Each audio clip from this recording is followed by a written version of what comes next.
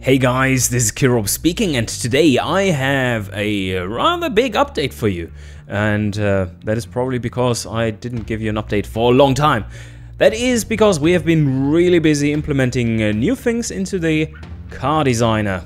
And the update isn't that far off, so I think it's about time to just have a quick run through to see what is new, and then in further videos go into a bit more detail.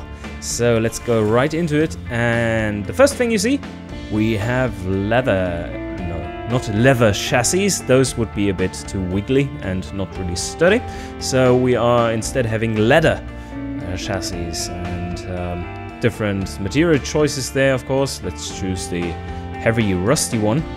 And what I'm also going to show you here is that we now have the option of building bigger cars. Let's see what this gives. So not solid axle.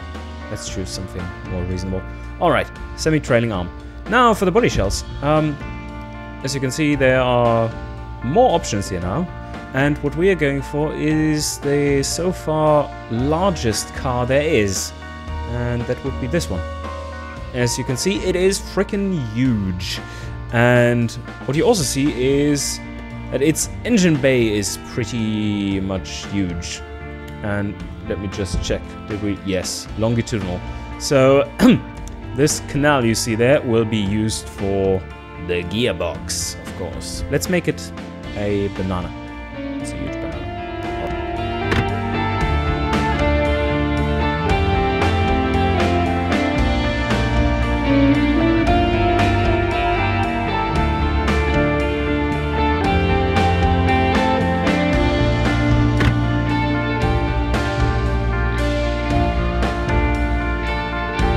Alright, I think that should do it. We have plenty of cooling capacity, or plenty is always relative, as you know, depending on how much engine you put in there. So maybe we should make them a bit bitter, very bitter and very much better even.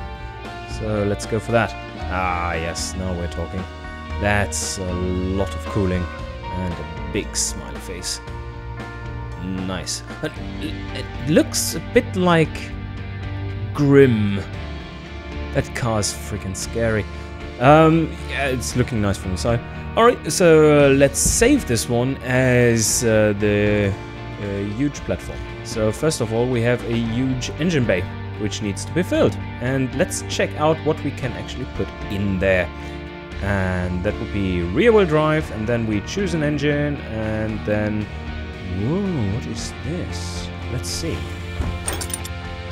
Yes, so ladies and gentlemen, this is actually an 8-liter inline 6. And as you can see, the arrows are a bit wrong here. This one is supposed to be this one, and this one is supposed to be this one. But otherwise, we are doing just fine. No, it has to be the banana engine as well. Alright, so that's a pretty big one. Naturally aspirated VVL engine. Pretty flat torque curve, 550 kilowatts.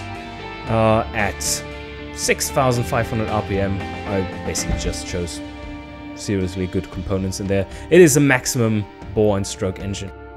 8.1 liter inline 6. You were complaining about, I cannot fit large enough engines in the engine bay. So that's what you get. So shut up. Choose the engine. And yeah, it's kind of big. And no, Mr. Pipe, you're not supposed to go there. That's forbidden territory.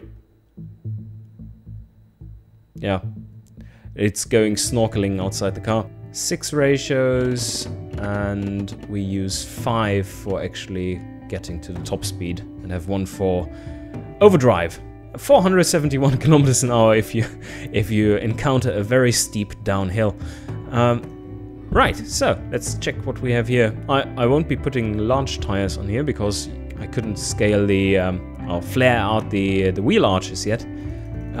But what does work is to put on 2 45s in the back and 2 25s in the front.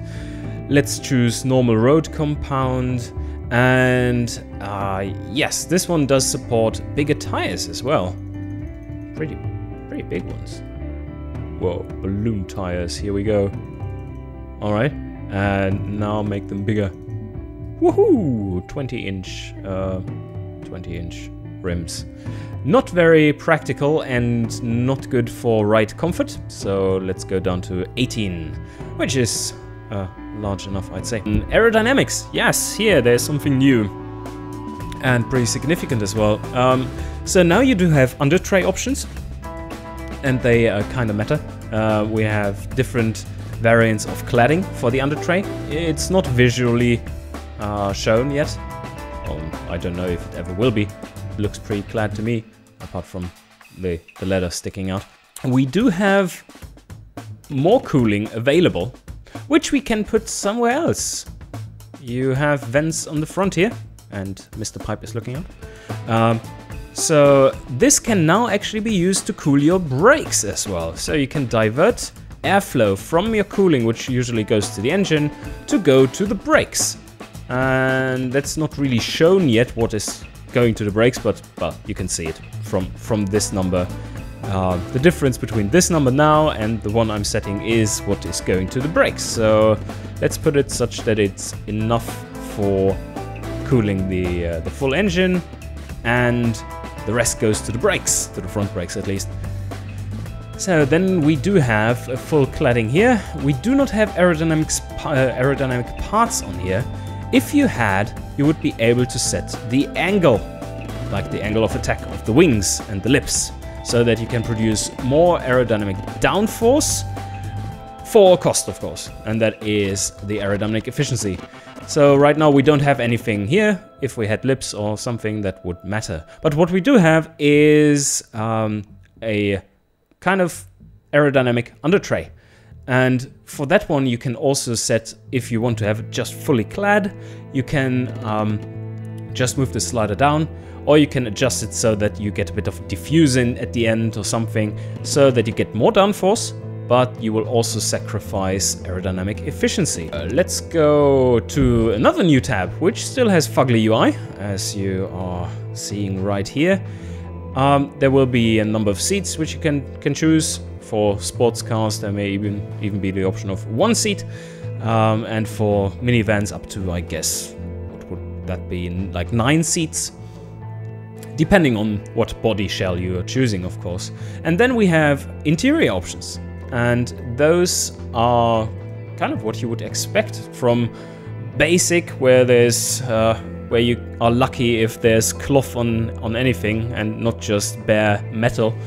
Of course, the standard setting greatly depends on what year your platform is made in. So those scale over the years, and it goes from basic all the way over premium. Super light is basically for sports cars, kind of higher prestige, less comfortable, but very lightweight. And all the way to your whale penis leather seats of handcrafted quality. So then we have another important slider here, which is the sound insulation. Weight and quiet up, and light and very loud down below. Then we are getting into entertainment and safety, and for the entertainment section we have different packages, which range from none, basically, yeah. Look out of the window, you bastard. It's interesting enough. Well, you have your PlayStation built in, right? So that, of course, depends on the year. I don't think they had PlayStation 4s in their luxury cars in the 1940s, or at least I'm not aware of that. And the same goes for safety packages. So this platform is built for 2014. So you have the options of the TENS packages. This will be unlocked via research. So if you put a lot of research into the entertainment and safety options, you can get more advanced packages ahead of time to get a slight edge over your competition. And then we have also driver assists. So put all of them on to not be driving the car yourself anymore. And after you've put all the heavy stuff in there, you now get to suspension, which still looks like the version you know, but this one will change quite drastically, because you now see, okay, well, now we have kind of all the weight, so we don't need the total weight slider anymore. And you see just had to press this once to adapt. Right now, this car without the fake weight slider already gives you a weight of 2.2 tons, which sounds about right for a... What did we put in there? Lots of luxury and no safety. Awesome. The main car stats have been implemented and are currently being worked on. We're going to take a look at those in a new video there. But for now, I think that should show you some of the news which are coming up. New stuff, new features. Should be good. Should be good. Alright guys, hope you enjoyed and see you guys next time.